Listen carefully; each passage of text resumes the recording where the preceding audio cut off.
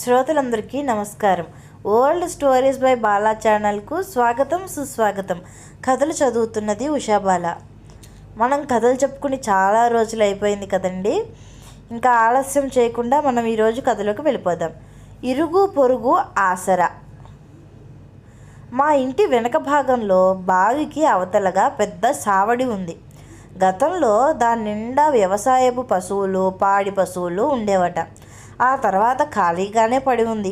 అది బాగు చేయించి మధ్యలో గోడ కట్టి 2 గదులుగా విభజించి ఎవరికైనా అద్దెకి ఇవ్వాలన్న ఆలోచన వచ్చింది మా అమ్మమ్మకి.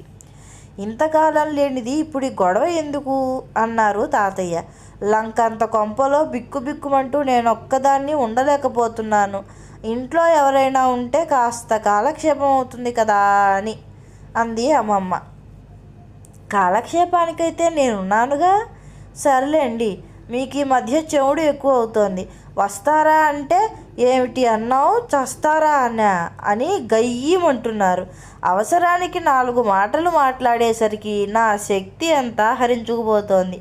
ఇక మీతో కబుర్లు చెప్పాలంటే అయినట్లే అంది ఆవిడ. నీకు అసలే శుచి శుభ్రం ఎక్కువ. మరో సంసారం వస్తే సర్దుకోగలవో లేదో ఆలోచించు అన్నారు. లేదులేండి, మన ఇద్దరము పెద్దవాళ్ళం అయిపోయాం. వెనుక ఎవరైనా ఉంటే మాట సాయము, మనిషి సాయము. మధునా పంతుల వాళ్ళ ఇంట్లో అద్దెకి ఉన్న మాస్టారు గారు వాళ్ళని సొంత బిడ్డల్లా కనిపెట్టుకుని ఉంటున్నారు అంది అమ్మమ్మ. మొత్తానికి సావడిని 2గా విభజించి సిద్ధం చేశారు. మరో 15 రోజుల తర్వాత శంకరం మాస్టారు అద్దెకి వచ్చారు. శంకరం గారు, భార్య, కూతురు గౌరీ, చెల్లెలు తులసి అంతా కళకళలాడుతూ ఉన్నారు. అద్దె 3 రూపాయలు అన్నారు తాతగారు. సరేనండి అన్నారు మాస్టారు. వేదాంతం వాళ్ళది పెంకుటిల్లు అయినా దానికి అద్దె 2 రూపాయలే. మనది పూరిల్లు, మట్టి గోడలును. 3 రూపాయలు లాభసాటి బేరమే అని ఆనందపడింది అమ్మమ్మ. మంచి రోజు చూసుకుని వచ్చి చేరారు శంకర మాస్టారు. తెల్లవారి లేచి వాకిట్లో ముగ్గైనా వేయకముందే వచ్చింది తులసి. సామాన్లు ఇంకా విప్పలేదు పిన్ని గారు. పులుసు గరిటెడు కాఫీ పొడి, 2 పులుసు గరిటెడ్ల పంచదార ఇమ్మంది మా వదిన అని అంది. అయ్యో, దానికేం భాగ్యం, కాఫీ తాగకపోతే కళ్ళు తెరిపిడి పడవు అంటూ కాఫీ పొడి, పంచదార పొట్లాలు కట్టి ఇచ్చి పంపించింది. మేమింకా కాఫీలు తాగకముందే వచ్చింది గౌరీ. ఇల్లు మారుతూ నువ్వుల నూనె వెంట తెచ్చుకోవటం దరిద్రం అని చెప్పిందిట మా బోడెత్తయ్య అంది వాకిలి పట్టుకొని నిలబడి. నిజమే మరి, మీ బోడెత్తయ్య పద్ధతులు తెలిసిన మనిషే అంది అమ్మమ్మ. అది కాదు, 2 పెద్ద చెంచాల నువ్వుల నూనె ఇమ్మంది మా అమ్మ, దీపం పెట్టుకుంటుందిట అంది. నిజమే మరి, కొట్టు తీసేదాకా దేవుడి దగ్గర దీపం పెట్టుకోకుండా ఎట్లా ఉంటారు అంటూ లేచి చిన్న ఇత్తడి గిన్నెలో నూనె పోసి ఇచ్చింది అమ్మమ్మ. కాఫీలు తాగి ఇంట్లోకి వచ్చామో లేదో మళ్ళీ పిలిచింది తులసి. పినిగారు, మా శేషావతారం మావయ్య వచ్చాడు అంది. చాలా సంతోషం. కొత్త ఇంటికి రాగానే చుట్టం రావటం శుభసూచకం.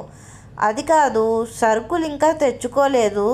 ఇక్కడి నుంచి అక్కడికి వెళ్ళే ముందు అన్నీ కొనుక్కొని ఎడాపెడా పారబోసుకునే బదులు ఇక్కడన్నీ అవగొట్టుకొని అక్కడికి వెళ్ళి అన్నీ కొనుక్కోవటం లాభదాయకం అంది మా బోడెత్తయ్య అంది వినయంగా. భేష్, మీ బోడెత్తయ్య మంచి తెలివి కలదే మెచ్చుకుంది అమ్మమ్మ. మరి సరుకులు లేవు. శేషావతారం మావయ్యేమో వచ్చేశాడు. గ్లాసుడు ఉప్మా రవ్వ, 4 గరిటెడ్లు వేరుశనగ నూనె, తిరగమోత గింజలు, 2 పచ్చిమిరపకాయలు, అల్లం ముక్క ఇమ్మంది అంది చిలకల. ఆ జాబితా అంతా విని, మరి ఉప్పు మీ ఇంట్లో ఉందా అని అడిగింది అమ్మమ్మ. లేదు పిన్ని గారు, ఉప్పు అప్పు అడగకూడదంటగా మా బోడెత్తయ్య చెప్పింది. మీ తులసి కోట మీద కుండలో ఉందిగా, పట్టుకుపోతాడండి అని అంది. నోరావలించింది అమ్మమ్మ. అడిగినవన్నీ పోగేసి ఇచ్చి హమ్మయ్య అని కూర్చుంది. కూర్చునే తీరికేది? శేషావతారం మావయ్యకి సబ్బు ముక్క, విభూది పండు, గంధం చెక్క, వంటకి కందిపప్పు, చింతపండు, విశ్రాంతికి మడత మంచం, మంచినీళ్ళ చెంబు అంటూ తిరిగిన వాళ్ళు తిరుగుతూనే ఉన్నారు. వాళ్ళకి అవన్నీ ఇచ్చేసరికి అమ్మమ్మకి నీరసం వచ్చింది. నాకు విసుగొచ్చింది. సూర్యుడు నడినెత్తికి వచ్చాడు. వంట చేసే ఓపిక లేక కుంపటి అంటించి ఇంత పులగం వండి 2 వంకాయలు కాల్చి పచ్చడి చేసి తాతయ్యని భోజనానికి పిలిచింది. కంచంలో పదార్థాలు చూసి, ఇదేమిటి, ఇవాళ కార్తీక పౌర్ణమి, నాగుల చవితి కాదు, మరి నువ్వు ఉపోషమా అన్నారు తాతయ్య. ఆవిడ ఉపవాసం ఉంటే తాతయ్యకి అదే చేసి పెడుతుంది. ఉపోషం కాదు, నా శార్థము కాదు, శ్వాస వస్తోంది. ఈ కాస్త వండేసరికి తాతలు తలుపుకొచ్చారు. ఈ అద్దెవాళ్ళు పిల్లలు పిశాచాలా పిక్కు తింటున్నారు. అప్పటికీ వాళ్ళకి భయపడి దొడ్డి తలుపు వేసేశాను. అయినా ఆగితేనా, కిటికీలెక్కి గోడలెక్కి అరుస్తున్నారు అంది.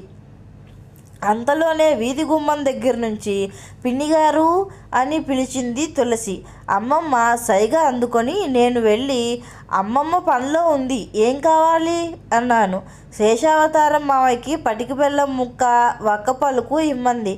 అవి ఇచ్చి వాకిలి తలుపు కూడా మూసేసి వచ్చేశాను. ఇవన్నీ ఇచ్చే బదులు ఆ శేషావతారం గాడిని మన ఇంటికి పిలిస్తే పోయేది, బ్రాహ్మడికి అన్నం పెట్టిన పుణ్యమైనా దక్కేది అన్నారు తాతయ్య. ఇంకా నయం, ఇదే అలసుగా తీసుకుని చుట్టాలందరినీ మన ఇంటి మీదకి తోల్తే చచ్చూరుకుంటాం అంది అమ్మమ్మ. వాళ్ళు పిన్నిగారు అని ఇంటి చుట్టూ తిరుగుతున్నా పట్టించుకోకుండా దొంగల్లా ఇంట్లోనే ఉన్నాం, కిటికీలు తలుపులు మూసుకుని.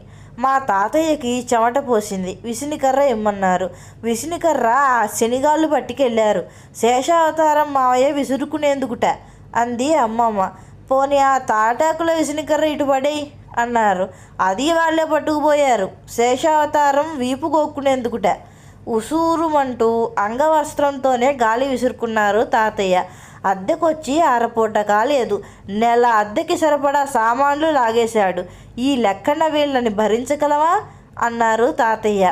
ఏదో పెద్ద వయసులో ఇరుగు పొరుగు ఉంటే ఆసరాగా ఉంటుందని ఆశపడ్డాను. ఈ తద్దినం మనం భరించలేం, రేపే ఖాళీ చేయమంటాను అంది అమ్మమ్మ. మర్నాడు తెల్లవారుతూనే వెళ్ళి వాళ్ళని ఖాళీ చేయమని చెప్పేసింది అమ్మమ్మ. కొత్తింట్లో చేరితో 6 నెలల దాకా ఖాళీ చేయకూడదుట. అట్లా చేస్తే ఇంటి వారికి అరిష్టం అని చెప్పింది మా బోడత్తయ్య అన్నారు ముక్తకంఠంతో. చచ్చాం, 6 నెలలు వీళ్ళని భరించాలంటే నా వశమా? నాకున్న ఆ మడి చెక్క కాస్త కరిగిపోతుంది అన్నారు తాతయ్య దీనంగా. కథ కంచికి మనం ఇంటికి. ఈ కథ కనుక మీకు నచ్చినట్లయితే నా ఛానల్ను లైక్ చేయండి, షేర్ చేయండి, సబ్స్క్రైబ్ చేసుకోండి. మళ్ళీ మరొక మంచి కథతో కలుద్దాం. అంతవరకు నమస్కారం.